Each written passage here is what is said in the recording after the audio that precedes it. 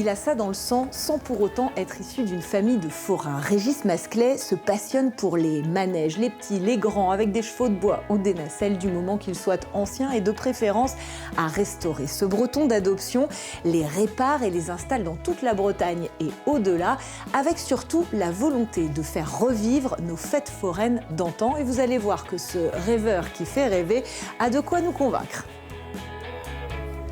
Régis ? Ah, bonjour. Bonjour. Merci de nous accueillir. Écoutez, vous avez de la chance, hein, parce qu'en fin de compte, il y a peu de gens qui viennent ici. Hein. Ah, parce que on est où ici, justement ? Ici, je suis dans mon petit lieu secret, en fin de compte. C'est là où je me repose. J'ai tous mes objets, sont là, une partie. Et donc, on remet en état, on les fait fonctionner, et puis aussi pour me faire plaisir.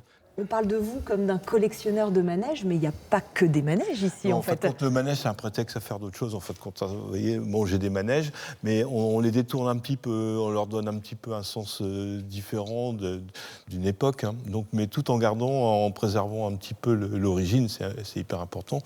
Donc, en fait, quand on devient des historiens du manège, de la fête foraine, à travers toutes les époques. Vous êtes un passionné d'art forain. C'est quoi les arts forains, si vous devez les décrire ? Vous avez raison, les arts forains, parce que ça touche tous les arts, en fin de compte, hein, que ce soit la sculpture, la peinture, le cinéma, le théâtre, les marionnettes, tout ça, c'est les arts forains.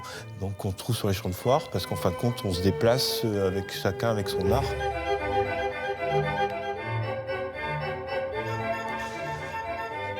Il faut savoir que les champs de foire étaient associés beaucoup avec les cafés, les bistrots. Hein. C'est pour ça qu'on a un petit coin, un petit peu, on retrouve un petit peu les estaminets qu'on a dans le Nord et tout ça. Ah ça, c'est connu comme jeu. C'est anglais, ça, par contre. Hein. Donc on tape, c'est un coup de poing hein, qu'on peut retrouver sur les champs de foire aujourd'hui, mais ça n'a plus rien à voir. Donc avec la force, on fait avancer et et le ballon est parti. Mais en plus de la main gauche. Hein. En fait, quand j'ai beaucoup de chance, je rencontre l'objet ou le manège qu'il faut au bon moment, et c'est une rencontre, on discute, puis si je le mérite, je récupère l'attraction. Pas toujours en bon état d'ailleurs. Ah là, oui, c'est ça. Il faut faire preuve d'imagination, de retrouver un petit peu les pièces manquantes, les reconstruire, les fabriquer, et de faire tourner. Et ça, c'est un objet vraiment très rare. Ouais, c'est un jukebox, en fin de compte, on est dans le siècle, on est en 1800, 1850. Hein, voilà. Alors les rouleaux, en fin de compte, on les changeait pour changer de musique. Donc on avait le droit à plusieurs morceaux sur celui-là.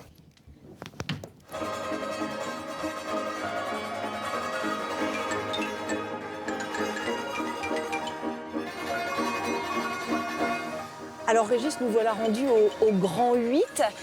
Est-ce que vous pouvez nous parler de ce lieu ? Qu'est-ce que vous avez voulu y faire en fait ? En fin de compte, on a tellement voyagé avec nos manèges, ou pour des festivals, ou pour du cinéma et ainsi de suite. On avait envie de se poser pour mettre en valeur un petit peu tout notre patrimoine qu'on a pu cumuler, que les gens puissent venir et en profiter, et que la transmission se fasse aussi avec le public, tout simplement. Exactement. Qui découvre une partie de vos machines seulement. Voilà. On va aller visiter. Ouais, ça marche.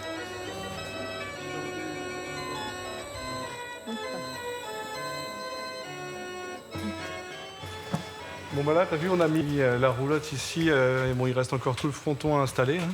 À quelques jours de la réouverture, Régis fait le point sur l'avancée des nouvelles installations avec ses deux fils, aujourd'hui associés dans l'aventure. Adrien, Thibault, est-ce que vous diriez que votre père vous a un peu contaminé, entre guillemets ? Oui, il nous a contaminés, parce que c'est quand même un métier atypique. Et si ça ne nous plaisait pas, on ne serait pas là aujourd'hui à le suivre dans toute sa passion. Pour ma part, c'est petit à petit, c'est parce que moi j'ai fait des études en électromécanique et j'ai vu que dans ce milieu-là, je pouvais me plaire.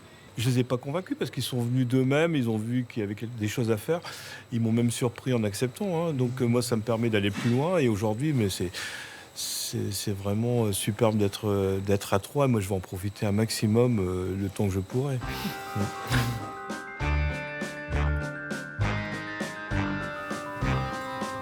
Waouh! Alors on est où ici? Et voilà, on arrive dans la tente à miroir, ou Spiegel Tente en belge, et donc qui s'appelle l'Olympia. Donc il y aura un Olympia à Rennes. Oh. C'est un lieu qui me rappelle tellement de souvenirs avec mon grand-père. Oui, parce que vous, aujourd'hui, Régis, vous transmettez à vos enfants, mais cette passion, vous l'avez héritée de vos parents et de votre grand-père. C'est-à-dire que moi, j'ai eu la chance de vivre avec mes grands-parents, en famille, enfin, c'était ça, et c'était la joie tout le temps, le bonheur. Dans le nord de la France, donc. Dans le nord de la France, à Cambrai, et mon grand-père était président de ces fêtes, des petites Ducasses, parce qu'il était commerçant, et donc, moi, tout petit, j'avais même droit des tickets gratuits, enfin, parce que les forains voulaient lui faire plaisir. Et déjà, à cette époque-là, je regardais comment se montaient les manèges et j'apprenais déjà à regarder le fonctionnement. Donc je suis vraiment parti à fond dans cette passion qui dure encore aujourd'hui et qui va encore durer pas mal d'années, avec le Grand 8.